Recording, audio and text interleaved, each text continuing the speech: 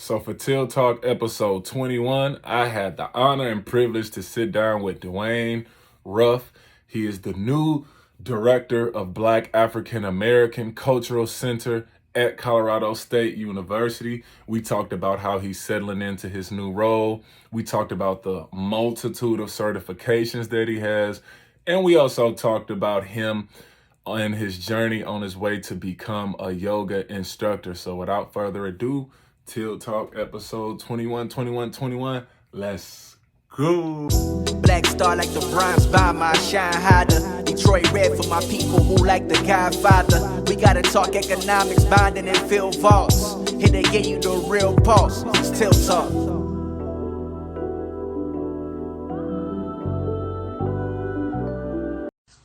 Okay.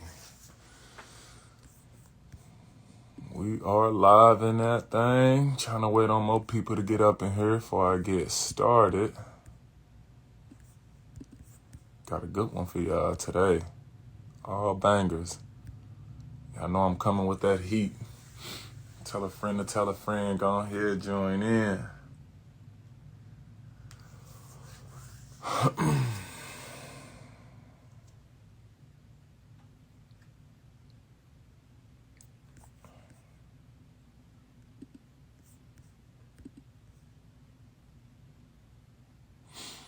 Got a good one for y'all.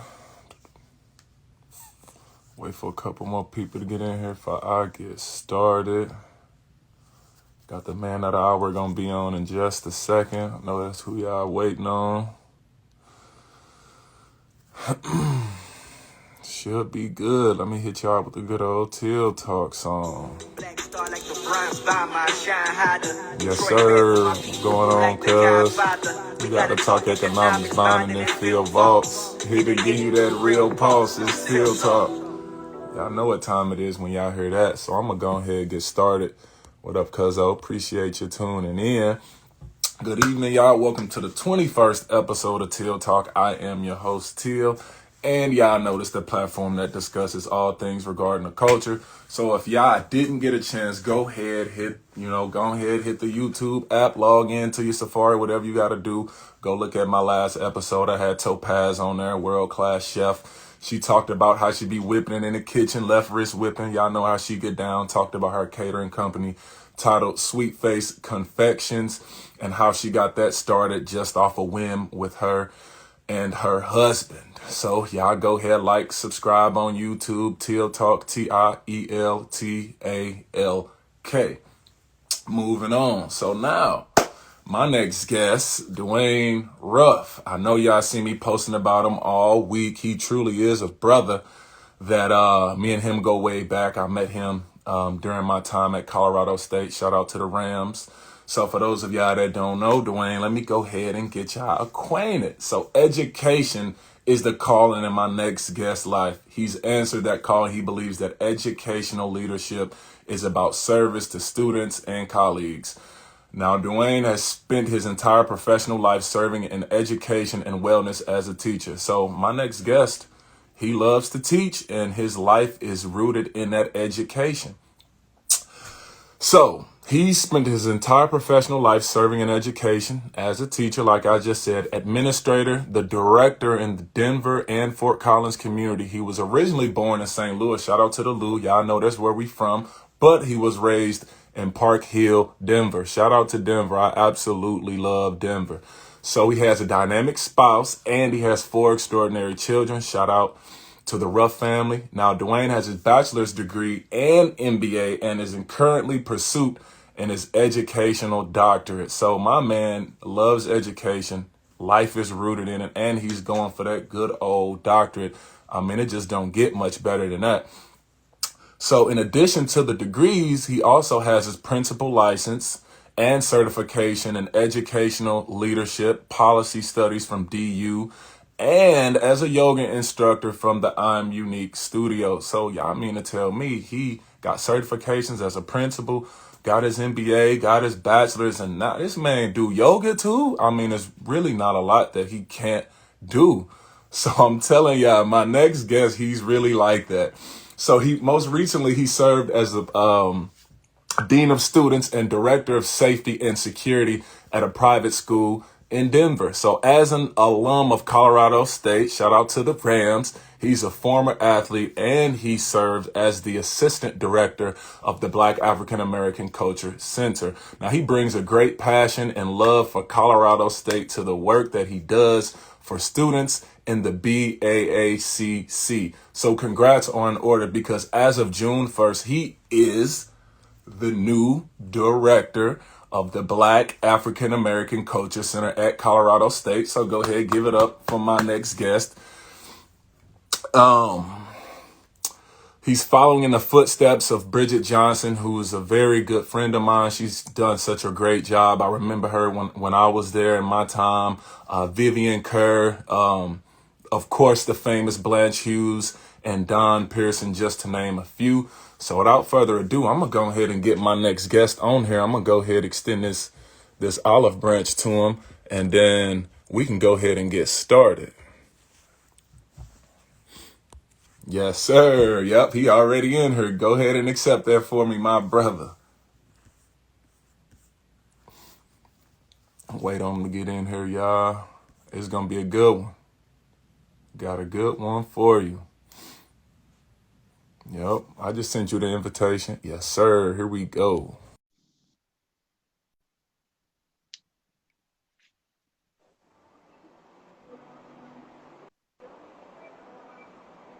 There we go. Can you hear me?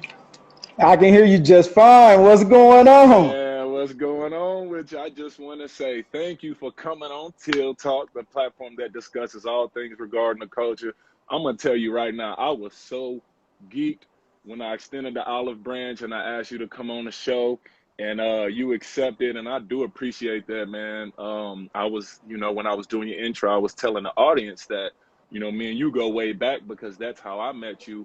We're both Colorado State alums. We got that CSU Yes, sir. connection. Shout out to Yes, the sir. Rams. Shout out to the Rams. All day. Congratulations are in order. You got your new position, and I'm happy just to see the growth, because you were in that assistant position when I was there, and now for you, everything comes full circle. Now, Yes, it does. you're the director now, and I seen you said you were standing on the shoulders of giants, and now it's different, because now you can look to your left and see Blanche Hughes, and then you can look to your right and see Bridget Johnson. So now you are a giant yourself. So go ahead, and I'm going to go ahead and congratulate you on that. Hey, I appreciate that. Hey, you hit the nail on the head. There are giants next to me, and giants coming to town, because Vivian Kerr's coming to town soon and get a 50-year award. So shout out to her, and shout out to Bridget and Blanche. And man, to be in this position is one of the best. I can't even describe it. This is how exciting it is. It's when you get the chance to go back to a place where you spent so much time. I was in that office when Blanche was the director of the office as a student, right? Wow. That's where I was at that time, right? So when I started in 1997, she was the director of that space. Man. And then, so full circle. So, and then Bridget, she's helped me become who I am today. She's a mentor to me still to this day, so I have so much respect and love for her and what she's done for me. And now to be able to follow in her footsteps and to hold that space, I mean, it's something I cherish. It's something that I look forward to, and I get up every day ready to go, ready to go do this work.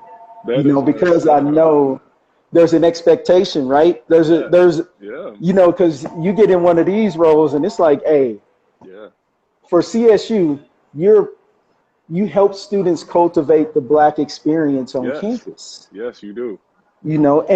So it's kind of like cultivating, is supporting, but what the students choose to do and what we help them uncover and unlock is what the Black experience is. The events that they choose to hold, the success that happens, the academic choices and paths and opportunities.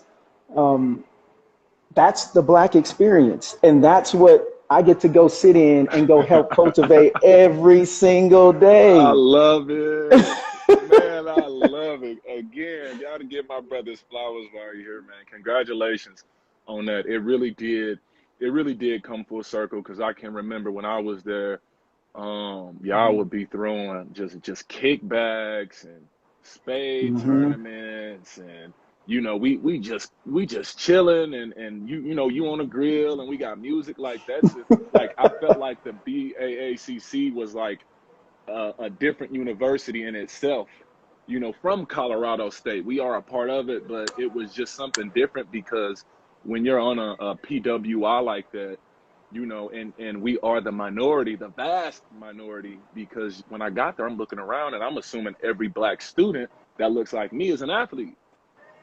And I'm like, oh, I mean, it can't be. I'm like, we ain't got no groups or nothing. And then the Black African American Cultural Center, I got exposed to it, and I'm like, man, I'm kicking myself, because I should have been a part of this.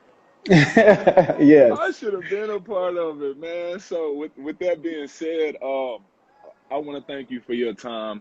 And, you exemplify Black excellence, hence why I have you on here. All my guests exemplify those traits in some way, shape, or form in the given field, wherever they work. So I do want to start us off with, we know you're a Colorado State alum. Can you tell me what's the difference in the Black African American Cultural Center from the time when you were a student until now? What has changed? I would say the thing that's changed is you all as students, right? Not you all as not you, but when you were, I'm thinking of a time when you were a student on campus, right? What I used to see is you all are informed. So you didn't need, and students now are even more informed. You don't need people to tell you the answer. Right.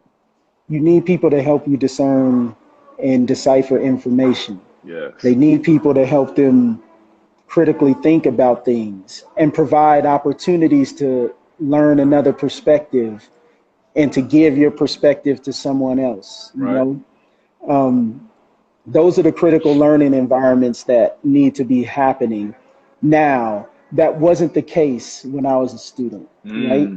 The information was still held largely by the teacher or instructor. I couldn't go home and sit on my couch and learn about the pyramids of Giza, right? I couldn't, someone tell me something, I had to go get a book or look up encyclopedia or do dial-up, which is super old. But dial-up, couldn't be on the phone while you was on the internet. Right, you couldn't do it.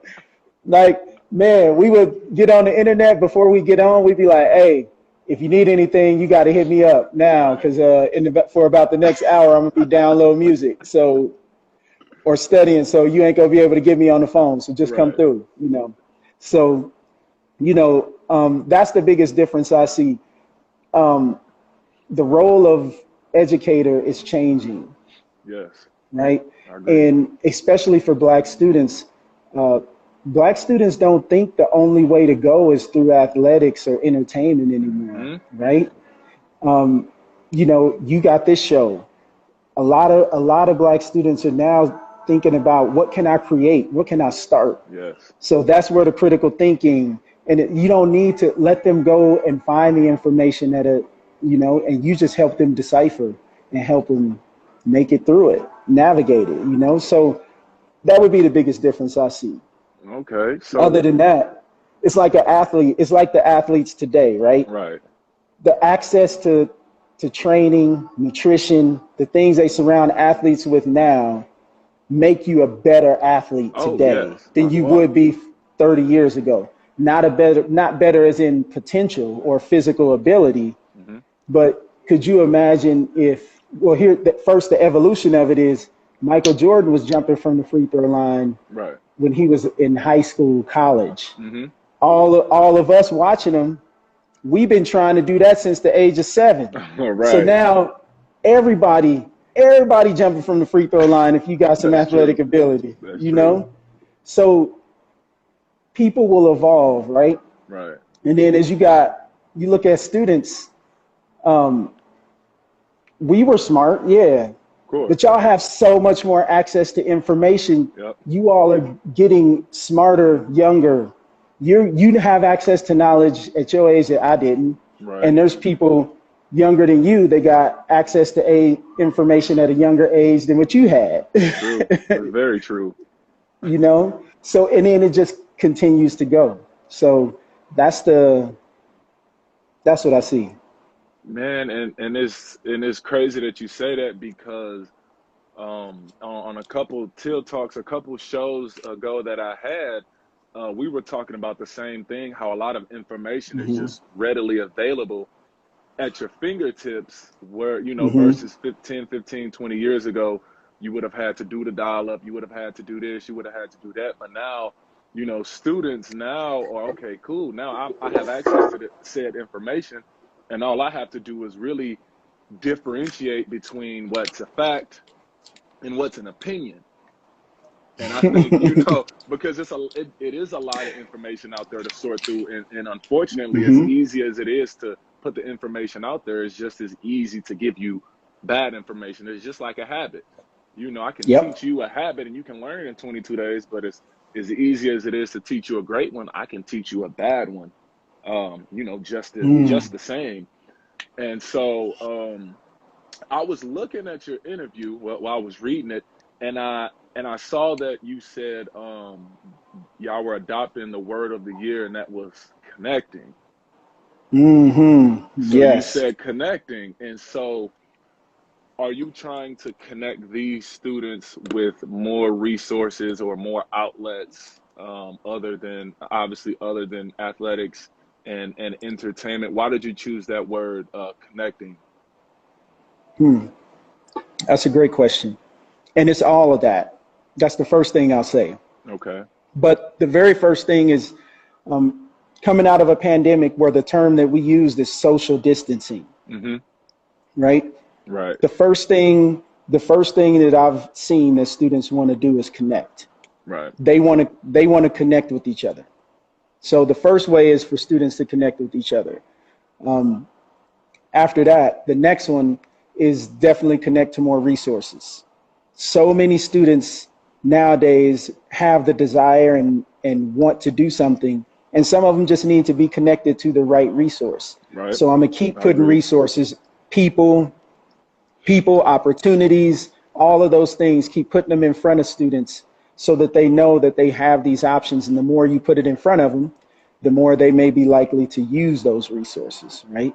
Right. So, and then finally is, you know, I'm also a yogi. I'm sure we'll get to, you know, some of that conversation. And I'm actually, believe it or not, I'm at a yoga training now. So I'm sitting in the yoga studio right now. So I love it. Right man. Now. Come on, man. So yeah, Go ahead. Oh, I was gonna say, so I want students to find themselves as well, because we don't know what people have been living through the last year and a half of this pandemic, what they've been in their house, whether it's isolation, whether it's abuse, whether it's, you know, them and their own thoughts. You know, I want people to connect with themselves, and once they find themselves, then it makes it easier for them to make connections with other people, because they know who they are and they know how they'll show up all the time, right? So there's a lot of those different ways to connect, but the very first way is definitely connecting students to each other, and that's done by creating opportunities for them to get together. So I've been on the grill a couple times already, right? For sure. I remember that. You know, burgers and links all day. So, and we actually had a student at the retreat who I was slaving over to, excuse my language there, because I should never say that. But I was over that grill, and I was working hard, man. I was not getting it done, man. It was good. So the student, his name is Dallas, he comes out and he's like, "Can I help you out?" I was like, "Yeah, go ahead." And he comes out there and starts flipping burgers like a champ, moving them to different sections of the grill. Because and I don't eat meat, so it's also like there's a couple times a year I'm on the grill. But I said, "Man, you know how to do this like that?" He's like, "Yeah, man, I know my way around the grill a little bit." So if we do any more barbecues, I might even have to pay him to cook because he know what he's doing on the grill. Oh, I feel that, man. Hey, so you spoke about the retreat. So correct me if I'm wrong. That is the rite of passage retreat, right, for the first year students. Yes, the rites of passage retreat, and we just went on that retreat, and hopefully we'll have a video coming out soon so we can of the retreat to kind of show students for future students coming in and show some alumni what's going on. I wish I had it now. I would have gave you a little taste of it or give you a copy. Little sneak peek. So y'all take the first year students to the Rockies at Estes Park, right? Y'all spend a couple of days together, do activities and things like that. Yeah. So thank you for bringing me to describe what is actually happening. Hey, I got it. I got right on. So first year students, and that could be first year out of high school or first years in transferring to school here from somewhere else. And so we do some activities and have some history where we have mentors, right? So this is part of a larger program called Rites of Passage for first year students. Okay. And in that program, they're all given mentors. So we have people reaching out to Black students in the summertime, saying, "Hey, you're getting ready to come to campus. We're going to be welcoming you. There's going to be these events going on, and there's this retreat." And so all of our staff are mentors too.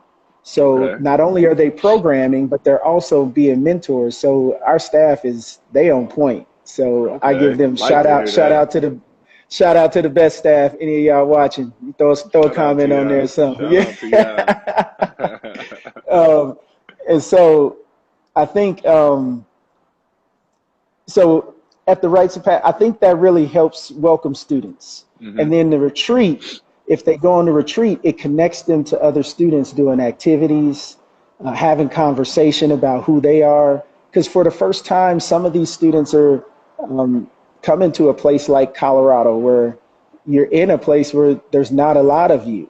Exactly. Yeah. Especially Fort Collins.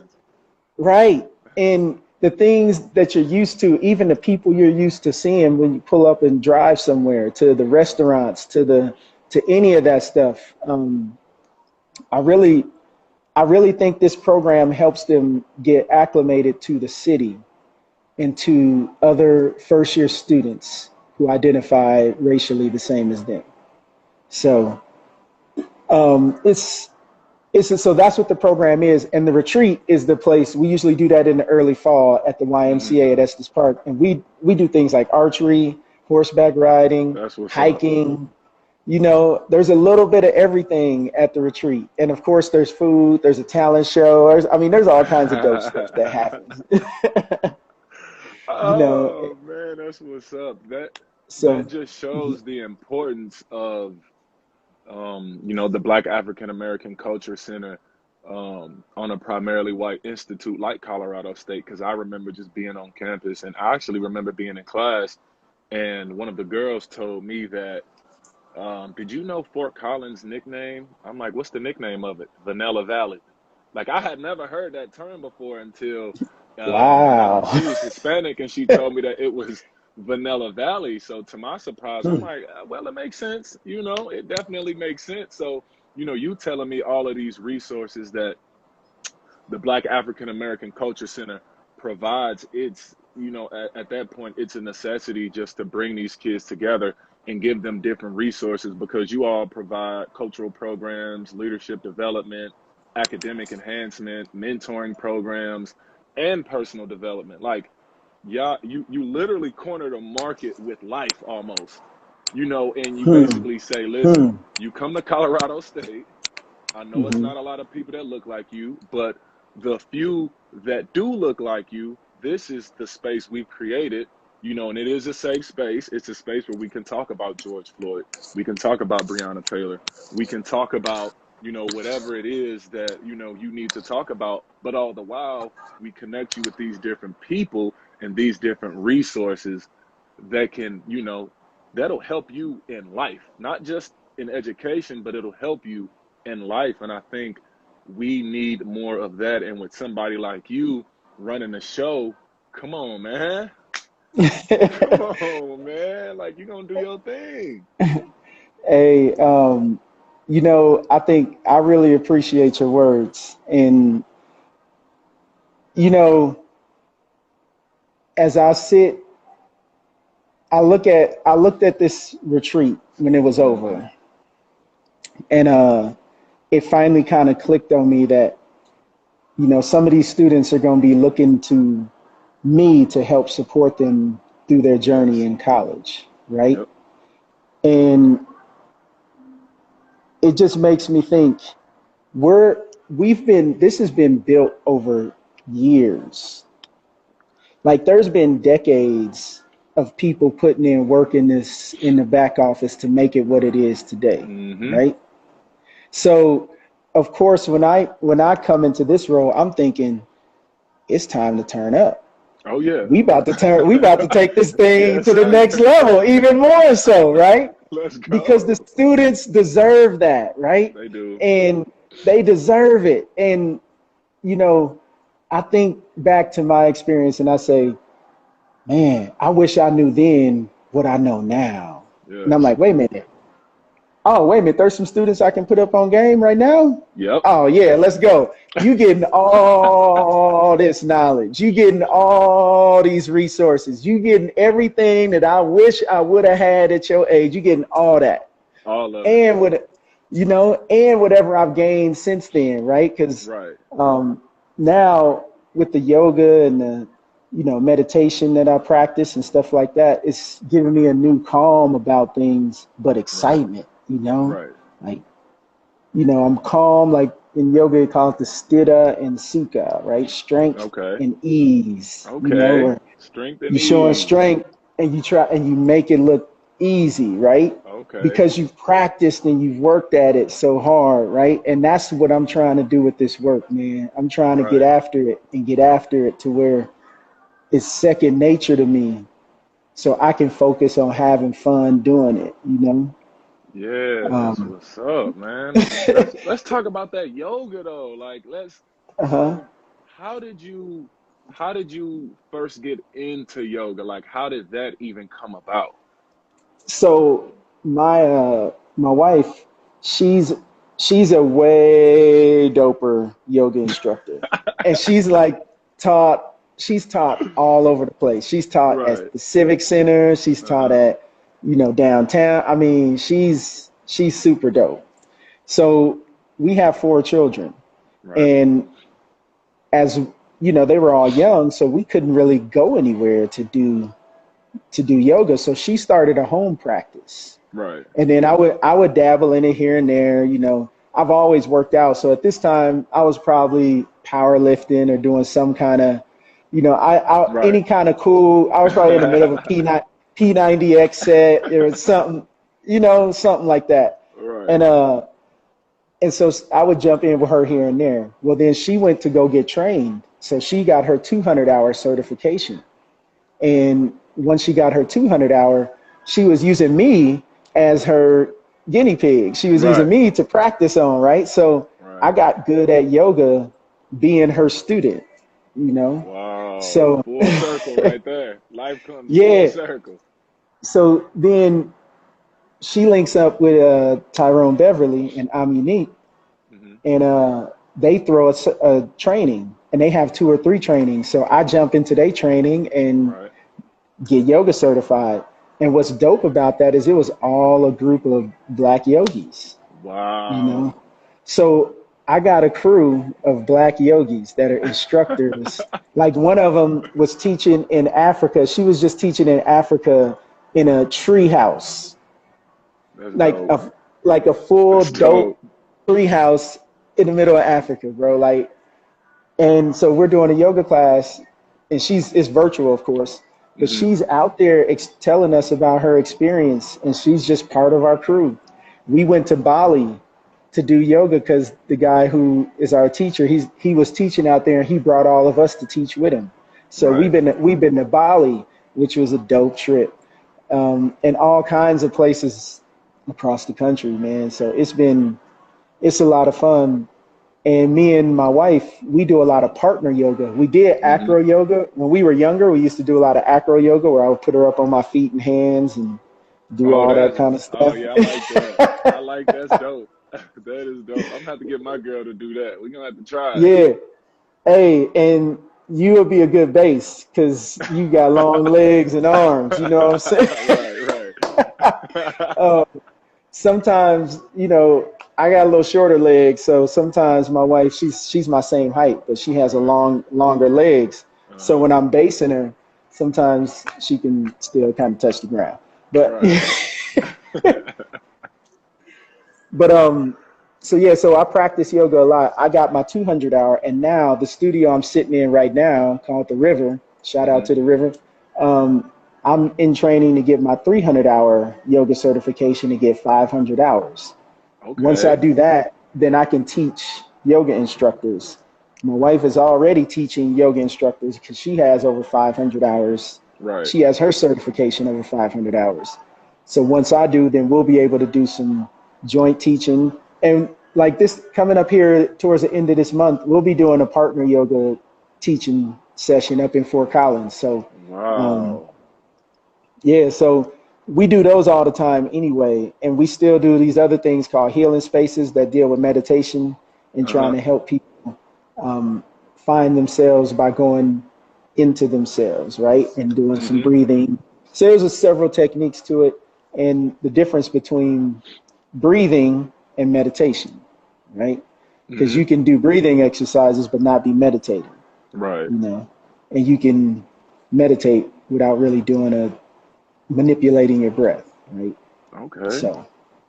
So yeah, Man. so Wow. I did. You want to know what I did not know that. You sent me the bio, and I'm like, I did not know that. But I will tell you that I've done yoga before. I do like it. I've done hot Mhm. yoga, and I Mm. tell you what, I sweat, so I got to bring two towels for that. Like I got to bring another towel to basically do the yoga on to cover my mat because I'm drenched, and then I got to Otherwise, you won't bring. get no grip. Man, no, God be sliding. Then I got to bring a gallon of water in with me. So I do. Hey, I like yoga, so I feel you on Heck that. yeah. So you think yoga? What role does yoga play with you now in your new role, serving as the director? I know you said it gives you a new calm. You think Hmm. it'll help you. When things get going, you can resort to the meditating and some of the stuff that you've learned. Yeah. So there's actually a really cool tool that I've given students, and it's very much related to yoga. So when I Okay. was the dean of students, the role I had before this, I was the dean of students at Mullen High School in Denver, Okay. and um, and so whenever things happen in your life, they don't tend to happen in ones, right? Right. They tend to happen in bunches, right? So you'll get three or four things that are happening all at the same time that all require your attention, that all require you to act, right? Mm-hmm. And so then the question always been is, what do you do first? What do you do? How do you prioritize? How do you move forward? Right. Well, I put something in before that. So whenever you are in a stressful situation and things are coming at you, right? Mm-hmm. Unless it requires a life-threatening move for you to act in the moment, Right. I say take a moment and observe three physical things happening in front of you or around you right now, right? So Mm. it gets you to pause and take a breath. Um, the word spirit directly translates to breath. So you get, and I tell people to look that up because I've already done it, right? And it's not in the languages that we frequent. That's the etymology of the word or spirit, right? It translates to breath. So what I'm trying to get people to do is pause and take a breath. Observe what's happening to drop you back in your body and out of whatever emotion or space that you may be in. Because when you're in these spaces and then you're in a public place, you can't necessarily just operate off of your emotion and what's happening in the moment. You got to be able to discern what's going on and make the proper choice, right? Or do the right thing first and be able to critically think in an instant to try to make that happen. So what I started to do was take a minute, observe 3 things that are happening around me. So it might be, there's a squirrel in the tree out there. That person's getting a drink of water. You know, there's a plane flying overhead, right? Drop you back into reality and give you a moment to take a breath. Right. So that you may still be mad, but you may not operate in that anger. You may operate through intelligence. Right. To share where you're at, to be able to live with humanity, right? Right. So, because if we're living with each other, we can't just be flying off at the handle on each other at every wake and turn, right? Nope. That's not going to progress us as people. So that technique I share with people to try to get them to drop back into themselves through their breath. And that's directly from the yoga practice, because Vinyasa Yoga means, movement with breath, connecting movement with breath, right? So you inhale and you move a body part. You exhale, you move to another spot, right? And through that, you learn about process and how you're going to do things, right? Yep. Because I've been talking with a buddy, Montague is his name, and we've been talking about the idea of perfect and why that's such a bad thing to strive for, right? But you can strive for excellence. And to me, Duane's opinion, excellence is about process. So it's not about making a mistake, but when you make a mistake, what happens next, right? What's the learning system? How do you evaluate what just happened so you can, know how to not repeat that same mistake, right? What's your process for helping yourself improve, and that's something that I tell people all the time. I'm looking for your process, not for perfection. I'm looking for your process, and if I find your process, I know if you're working towards excellence, because to me, that's the result of process, excellence. And that's what my buddy Montague brought that to me. So I was like, ooh, that's good. Okay. Shout out Montague then. All yeah, right. you know what I'm saying? And it's like, and from that is effectiveness, right? Because you want to become more and more effective at what you do, Of course. And that's what yoga represents in my life, right? Because I wasn't good at it at all when I started, right? And now I can do handstands and float on my hands and do all kinds of cool stuff, right? And I'm more flexible than I've ever been, And the low key one is for dads, right? Dads sometimes experience tremendous loneliness, right? Because you get in the grind of, and so can moms, right? So me talking about dads now is not discounting moms, but there's always, there's moments where you just working and then you with your kids, whether it's taking them to an event or being at home with them. So invariably you start losing connection with people your age, right? You start losing connection with your peers and with a lot of other things, right? So what yoga's done for me is connected me to a community of people that has now become that, right? Become that friend group. And we do it through exercise. So it's not like it's another thing. It's what we do, because none of us drink. Well, actually, some of us do drink wine, but actually, some of us do drink. Wine too. I like wine. But I don't care if anybody drinks. I just know we don't. But there's not, when we get together, we're not looking to have a lot of liquor there. Right. We're usually looking to build or talk about some deep topic. you know, something around politics, religion, money, all the stuff that people say you shouldn't talk about with your friends. We talk about it because Right. there's trust built. There's trust built in the group. There's, you know, there's care and love for each other in that space. So Right. yoga's connected me to that community, and that community has connected me to even other groups of people who I probably wouldn't be engaged with like that. Right. Right. And I appreciate that, you know, because you know, I'm the one who's gonna be at the house listening to rap music, playing dominoes. You know what I'm That's it. saying? Playing Like, some spades not too. playing some spades. You know, not everybody trying to get down like that. You That's know, true. That's very true. and you know, so and that's just me and what I want to do, and that's how I kicked it. You know, Right. and that's how I still want to kick it. Right. But in these communities, that ain't how they roll. So it just gives me a different look at how other people are moving and shaking in the world, you know, and I appreciate it. So Yeah. appreciate Nothing wrong all the with little that. spots. And, you know, I've been sitting under the stars on some hay bales, listening to somebody play a guitar, you know, and Right. ended up being Switching a up. dope night. You know, Right, right. And that's good though, because you getting a completely different experience. Like you said, you in this space now to where you with people that you normally wouldn't be with had it not be for that yoga space. And now, you know, you might get introduced to some stuff that you like and you didn't know you liked it. And that's what life is. You know, you keep doing the same thing. That's just what it is. But at the end of the day, you know, when you're in a new space like the yoga, like you said, and then you can even connect that to your new position. I just feel like you're entering this space to where you're being introduced to new things. Now you have this new position, and now you like, cool. Well, I got new stuff going on. Now I know how to handle it. I get a little stressed. I can meditate, control my breathing.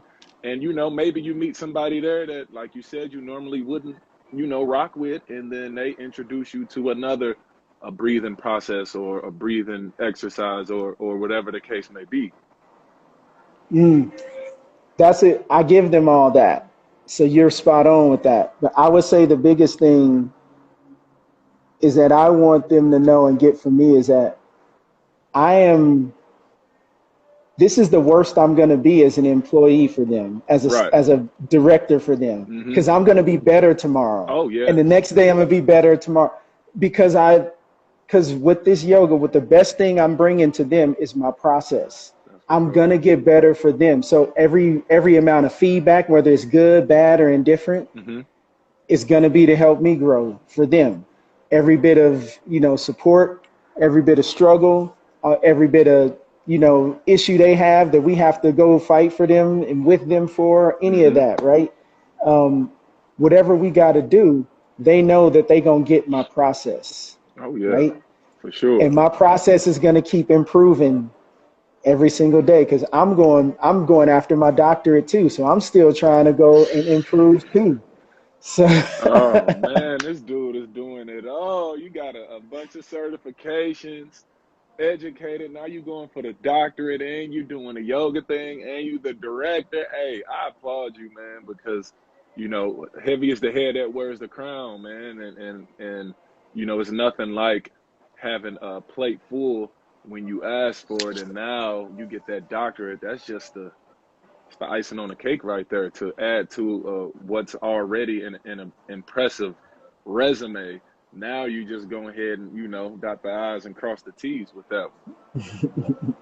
man, that's the goal. But man, so one of my aunts is Evie Dennis, and there's a campus named after her here in Denver. Really? Yeah, she was the first Black superintendent of Denver Public Schools. So, Wow. and she's Okay. been a part of the U.S. Olympic Committee for years. And she's got a PhD and she's an educator. And I feel like I got some of what she had in my blood, you know? Oh, yeah. And so I just know that she is, with that, I wanted to go out and make myself the best I can for students. Yes. And so I had a particular pathway, right? And this is very interesting how it happened. So I was a principal of a charter school at the age of 27, right? Well, who I am now, I would say to myself, I wasn't qualified then to have that role, but some people believed in me, right? Right. And so they gave me that space. So after that, I went and got my MBA, right? Which gave me a whole different perspective on what I had just experienced as the principal of that space and what I actually missed, you know, from the business and structural standpoint. So then I was like, oh, wow, I didn't even know that that was a thing. And, you know, and so there's some concepts that I needed. So that helped me, that made me learn, you know, it's one thing to tell people, hey, you could be whatever you want to be, but you got to get the education and the skill set to be able to be effective in those spaces. For sure. And credibility. So it taught me, yes, and an experience, right? You can't run a space if you don't know some of the metrics that you're going to be measured by, right? Yep. You know? And so there were some things that I just didn't understand. I just didn't know, right? And they didn't teach me. They just said, hey, just do this, right? But then, so I went and got my MBA. I learned that. Then I went and started teaching, right? And I got the opportunity to come up there and be the assistant director under Bridget. Yep. And so when that happened, that changed my career because I learned from a Black woman, a Black professional, how to be a professional. Right. And that meant a lot to me because, you know, there's also, because I was actually a teacher at a school that was at my old high school, Mullen High School. Right. And that's a predominantly white private school. So sometimes it's not always a space where people are going to tell you everything that you need to hear. Yeah. And, you know, and I feel like that happened under Bridget. I got what I needed to get, you know. So then I came back down here and it made me prepared for leadership, you know. And so I jumped into education leadership. And then from there, the dopest part is while I was the dean of students, I went and got my principal license at DU.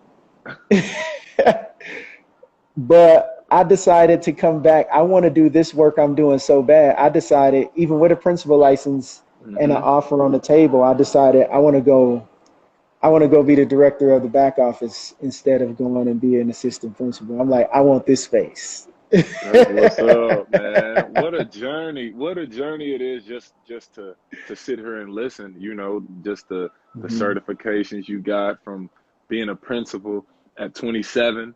And, you know, you had to go through that grind in order to get to where you are now. And now you're so much better equipped for this position, you know, because you served as the assistant under Bridget, like you said, and now she kept it real. Like, the thing with me is I love to say, and this is my saying, iron sharpens iron, right? Like, if I'm making a mistake or if I'm not being as efficient as I need to be, and my peers around me are not holding me accountable, then I need to get new peers, because if I'm trying to be the best that I can be, you know, constructive criticism is part of, it's life, you know. Now, how you deliver it, now that's different, but, you know, some people, and I'm those people that I need people to tell me the truth, not just tell me what I want to hear. And it sounds like that's what you got from Bridget, like you said, a Black woman who's a professional, and now she's holding you accountable because she sees the potential in you of what you could be. And now, you know, she passed the torch. Talking about the Olympics, she passed the torch to you, man. So that's kudos to you. And you know, you handling business. But I did have a question. So with that being said, since you are the director, what's the first thing, or what are a couple things that you're thinking, like, okay, now I'm the director, now I'm in position to do A, B, and C, or maybe it's I want to do this thing, and this is something that I would implement moving forward? That's an easy one because I've walked into a great situation, right? For this to be my first director opportunity at CSU, I mean, it's all set up. I got handed a golden plate. I make no, That's there's a real lot of though. That's a privilege. real There's a answer. lot of privilege in that, but I know what I got, right? So I'm not going to waste it. So the first thing we're going to do is keep doing what we've been doing, Facts. what's been happening, right? Because there's great things happening. So we want to keep greatness going. The first thing I'm going to add to it is some exposure. So we're live streaming the homecoming pageant. Wow. Okay. Yeah, we're going to live stream the award ceremony at the end of the year. And there's going to be various videos that you start seeing coming out. So we're just going to learn a different way of branding ourselves that's consistent with how students nowadays are communicating and how they're connecting with each other. Connection. Boom. Yeah, that word Right? is. See, exactly. So that's the focus, is making those connections. And then you extend that because now you connect alumni. Right. So you're going to be getting a video. You're going to be getting a video. Yes, sir. I need it. Go ahead and send that. That shows the rites of passage, shows students on the retreat. So we went out and got some camera equipment, GoPros to try to help students capture their experience. Okay. So the first, as I think about connection, to me, connection in this case is exposing students to each other. Right. And exposing students to what's happening right on their campus. So maybe you didn't get a ticket to go to the homecoming pageant, but you heard about it, boom, tap in. Right. Tap in and see what's going on, right? And then you still got the people who are going to be in person. So it's going to be a combined experience. We're also doing a behind the scenes video with it, right? So, there's some cool stuff. We're trying to change up the newsletter we're doing. And so we're doing little things while I evaluate what's happening. I look at what we do, what we currently do, and start evaluating things for new iterations, right? Or we keep it the same, but do the process with all of them and see where we end up, So I like that. He said, I'm gonna turn it like we was already on the right path. I'm gonna just add to it and turn it up a notch. I like that. Live. That's it. He say, hey, y'all young folks, go ahead, hop on TikTok. Let them know how we get down. Let them know how we do it. I love it because that's what you got to do. Like if you want to, like you said, exposure, that's why with certain things, if you're not that strong at, well, I got so-and-so and so-and-so, and they are a whiz with it. So go ahead and work your magic. And, we need all the exposure that we can get. And I absolutely love it. So now we've come to the time where I want to open it up to the audience. I see people are commenting. So if y'all want to go ahead and ask a question, go ahead and hit that good old circle with the little tail right there with the question mark. Go ahead and put y'all questions in there. I'll give priority to those people who go ahead and tap that and type y'all question in there, because I know y'all got a lot of questions for my brother here. He been dropping dimes, dropping gems, dropping whatever you need. He been dropping them all day. If y'all been with us and y'all been listening to the conversation we've been having, his story is great. Talked about yoga, talked about, my man was a student athlete and family members got buildings named after him. It's in his blood, I'm trying to get out, man. I'm just trying to get out. Please don't be shy. Come on. So my first question, I'm going to go ahead and get us started while they getting their mind right. So the mentoring program. So back when you were at Colorado State as an athlete, did you all have all of the resources that they have now? Did they have the mentoring, and then they have because I looked on the website and I saw they had like a black page of black owned businesses in Northern Colorado. I'm like, what? Where was that? Remember what I said, man. This has been a work in progress, bro. People been building this for years. So when I was the mentoring program was in place. Right. Blanche was running it. So there was a retreat. Okay. With there's some traditional things that happened on the retreat that have been happening since 1988, right? And so man, let me see. We got a question. I'm question just coming. joshing. What do you tell kids struggling to find their purpose being a student? I like that. I think if you can't find your purpose, I think that's okay. Just start with something, right? And so I always tell students, what do you want to do first? Mm-hmm. If you can't choose or you don't know, just start trying some things. Yes. You know, unfortunately, the time frame means you're gonna have only a couple years to do that. But if you do that, commit to it and try an art class, try a history class, try a bio class. You know, in those first couple years, don't take the stuff that's not gonna get you nowhere unless there's an interest there for you. You know, right. If you're gonna take something that you may not use again, make it one of the interesting thing that you may want to try. Right. So I tell students, commit to the process of exploration, and that's a fun journey in and of itself. So that's real. That's the first thing I tell them. It's okay. You don't have to. Your time frame is your time frame. You don't have to be the person that knows what they want to do since the age of 15 and you locked in and you're good at it and it's what you do. Not everybody's like that. So that's true. Enjoy your journey. That's another yoga thing I learned, right? Because when you're doing yoga, you can't look at someone else's practice and imitate that. You got to stay with your practice because you only where you at, you know? So there's been yogis that are better than me that are doing doper stuff. And there's been yogis that are doing not so dope stuff, right? So you find yourself somewhere in the mix. That's a good question. I'm just Josh, and that's a great question. Like you said, I like to say you got to run your own race, and you can't be, if you running, you can't be too busy looking left, looking right, looking behind you. No, you need to have tunnel vision, and you got to run your own race. Exactly. Know? So great question. I'm just Josh, and I like that name. That's a very creative name. I like that. You know, that's how you get a little creative out here on good old Instagram. Mm-hmm. Go ahead, send us some more questions, y'all. Do not be shy. I promise y'all we don't bite. I promise y'all. And I'll tell them the other thing as I see his question. College students, I'll never call them kids. Mm-hmm.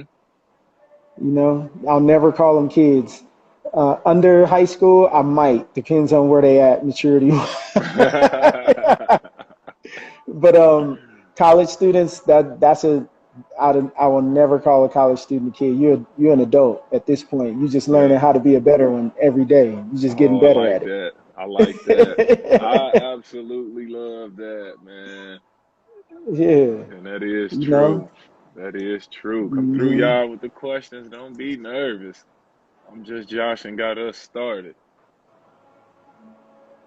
Well, I'll come with another one then. So, you know, now that you're the predecessor to Bridget, do you feel pressure of, you know, because the standard now is here, do you feel pressure to keep that same standard or even raise the bar, take it another notch, so whoever, you know, comes after you can kind of pick up the torch and just continue to add to, you know, what's already a well-oiled machine?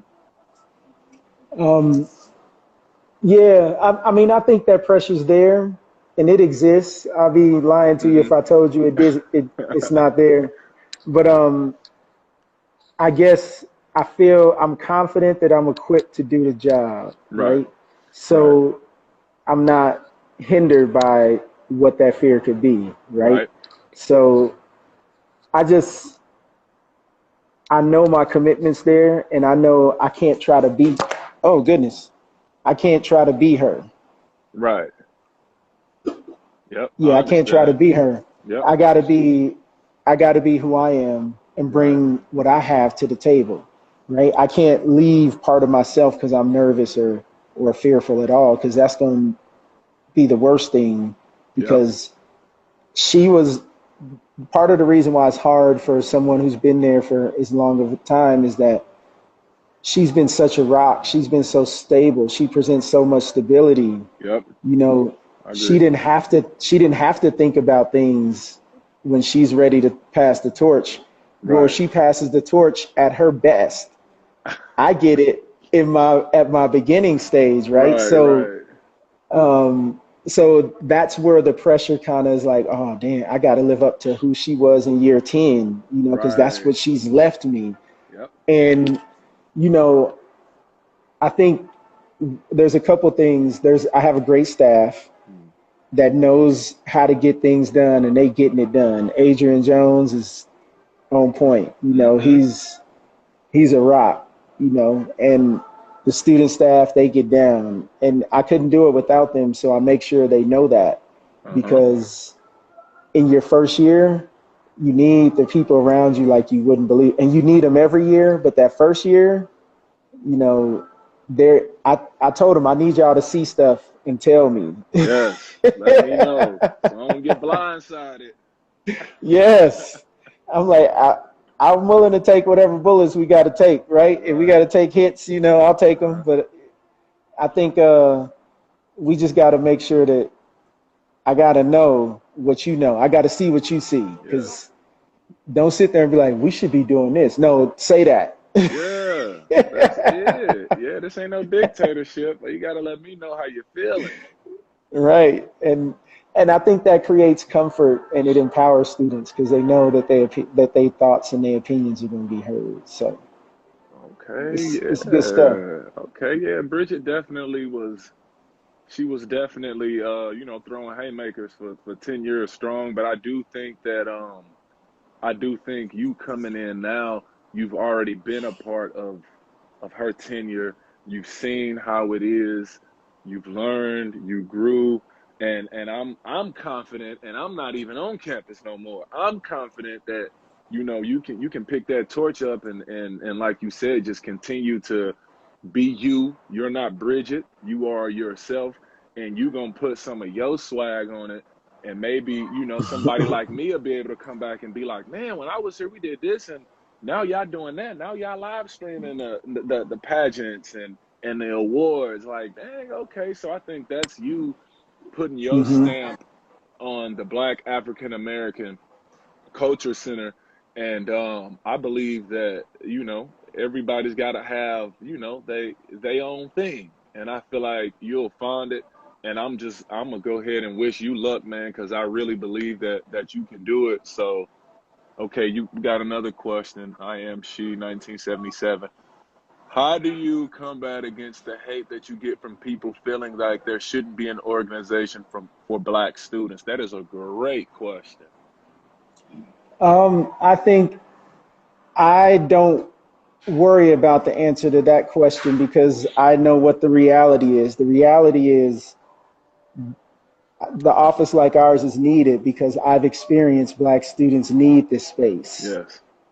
To be able to get advocacy for things that they're not getting done for them on campus, all the way to supporting them. I'm gonna walk outside for a second. All good. There's a few folks coming. I am she. Can you type that in the question box right there so everybody can see it? Go ahead, copy and paste that just so everybody can see it in the question box right there next to that next to the camera icon at the bottom. But go ahead. All right, so I said I don't worry about that question, because that question is asked, you know, not understanding the experience of Black students on campus. Right. So I can't be upset at that question, but I also can't really acknowledge that question more than this answer. Unless you experience the experience of a Black student not be able to get the resources they need unless our office existed, by making direct connections to places where they needed to get support, unless you've experienced what it's like to hold a student in a space as a first-year student at a predominantly white institution when they come from a mostly Black location, right? So until you've been in that space, a question like that makes me think you don't understand what's needed on the campus, and that's okay. I do, and that's where I usually answer that question. Not saying that question to you, but people who think it shouldn't exist don't have that experience, right? So I'll leave it at that. So you don't have that experience. If you came to the campus, if you spent time in my shoes following me and the students all the way from my own experience all the way to the current students' experience, you'd find a whole lot of need for our space.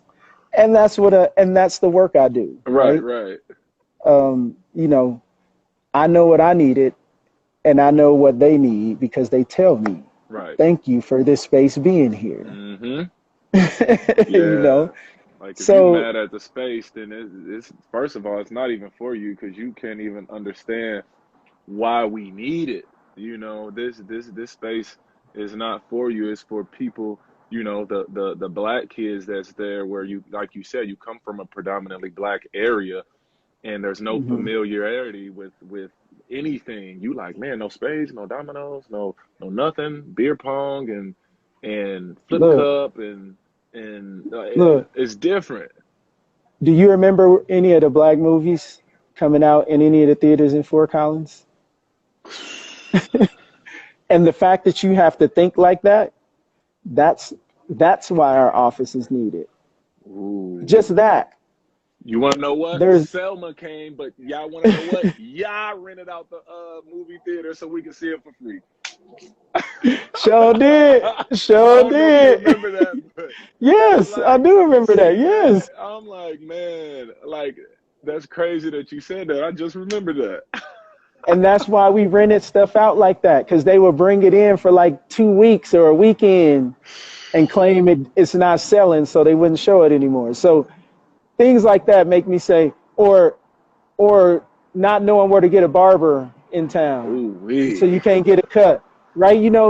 So cats is walking around because you don't trust nobody but your barber back home. Exactly. And there's nobody, unless you're lucky enough to get somebody on the team that cut hair, Man, you taking your chances. Lana might get pushed back there somewhere. So it's definitely a need. And if I get down to academics and the touch points we've made for different liaisons, from financial aid to tutoring, all the connections we've made for students that they might not even be getting the chance, right? Because no one's making them provide these. Our office was started because Black students didn't have support on campus, so they were not getting a fair shake at things like financial aid. They weren't getting a fair shake at things like choosing classes because they didn't have all the information they need, let alone socially have places to connect. Right. So I can answer that question a million times over, but the easiest thing I'll say is you don't know the student experience. If you knew, you wouldn't be asking that question. Man, I have to hit it. Hey, you don't know my struggle, so you can't feel my hustle. That's basically what that is. But I'm gonna put you up on game, but you probably still gonna be skeptical. But so that's okay, because if you're thinking like that, you probably got other thoughts too that are not consistent with what I think. That's exactly it. So I'm also not gonna engage you in your stupidity, because I'm gonna say, hey, this is not an accurate statement to the experience that I have with students on campus. There you have it. That's a great ad. IMC 1977 said, "Great answer. That's why you've been chosen to carry this torch." And that is exactly right. That is exactly right. That is beautifully put on your end. So I'm gonna go ahead and wrap this up, everybody. That's my sister, man. Oh, that's your sister. That's my sister. Okay. Yeah. Shout out to sis. Okay, IMC 1977. Appreciate you. He definitely deserves it. So with that, I'm gonna go ahead and wrap this up. So I appreciate your time, man. I really appreciate you taking time out your busy day. I know you got a lot of things, a lot of people pulling you in different directions. So you taking time out your schedule on this Sunday to chop it up, with your boy. I do appreciate you, but I do have one last question. Yes, sir. What can we expect from you moving forward? Ooh. Okay. Yes, I like that. sir. I got to hit everybody with And that before we hop off. Got yes. to hit them with it. Here's all right. I'll give you three things. Okay. Or actually, I'll give you a few things. As a father, you can expect me to be putting my kids in positions to succeed, and I mean that by we're starting a track team because Oh, turn up. I got some fast kids, bro. So you can expect me to put that platform together for them. So as a father, I'm gonna provide the opportunity and space for them to thrive. One of them's already a freshman at CU. She's running on the track team as a freshman at CU. CSU didn't give her no money, man. They didn't give her no money. I know that hurt me too, man. But and then as a professional, you can expect me to be pursuing my PhD. Okay. And you can expect the office to be showcasing students all over the place. Okay. So you might not see my face, but you're gonna see the back office brand. And no, I'm behind the scenes pushing them students to reach for the stars and let's go put the best thing out there we can produce, you know. So that's what you're gonna see from me next. That's what's up, man. I love it. I love it. And so I'll be getting and with that I'll be getting a doctorate. So you'll be hearing. I'll post it. I'm in the PhD program. I'll get all that stuff out there because I'm halfway there with a principal license now. So that's what's up. I need to finish it off. I love it. Jules says we need our own territory in order to learn what to do another. Yep, I agree. That's why. Yes. That's why that Black African American Cultural Center is so important on the Colorado State campus. Because like she said, if people is asking that question, then you know you don't really understand. You don't have that experience. So. You know, like you said, I ain't even about to go back and forth with you. I gave you my answer. If you like it, cool, take it with you. You know, put it in your pocket and do what you must with it. But with that being said, I appreciate you coming on, man. Everybody that's tuned in, that's listening, I appreciate y'all input. You know, Ruff Genetics at work. Thank you. I appreciate y'all input. And, man, listen, I'm going to make sure I chop this video up nice.